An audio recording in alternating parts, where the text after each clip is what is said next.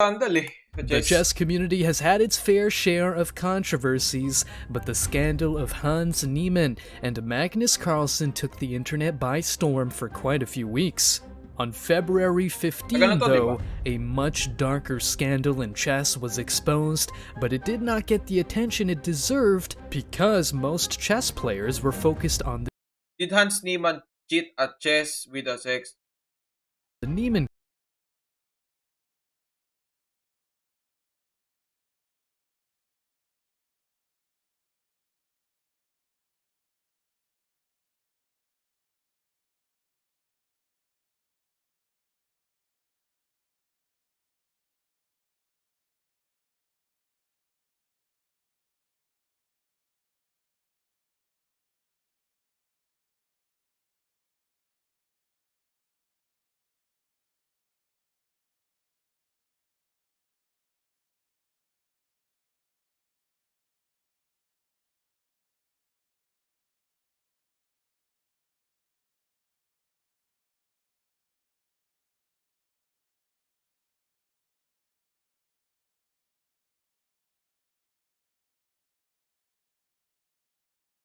Alejandro Ramirez is set to play in Colombian Open Tournament. Ramirez may be banned from US chess but FIDE has declined to take action.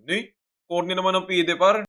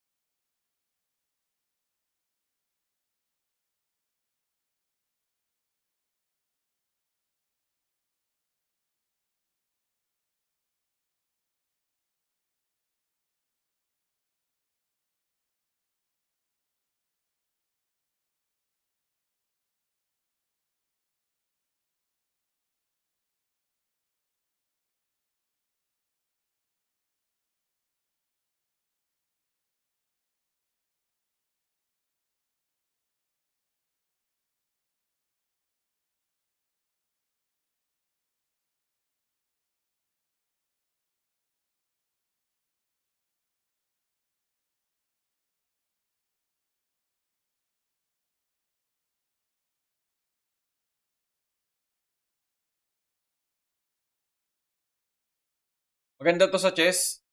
Hindi siya maganda na ginawa niya dapat pare. Maganda yun sa chess kasi ano lang pare, sa viewership ng chess. Tataas ulit yung viewership ng chess sa ibang bansa. Pilipinas wala namang epekto to. Pangit yung ginawa niya pero sa viewership ng chess, may konting effect yan kasi magkakaroon ng issue. Pero hindi dapat tinotolerate yung ganyang action pare. Dapat binan na rin yun eh. Dapat binan na rin sa FIDE. Mas malaki mas malaki yung issue na to pare kaysa nung kay Hans Niemann.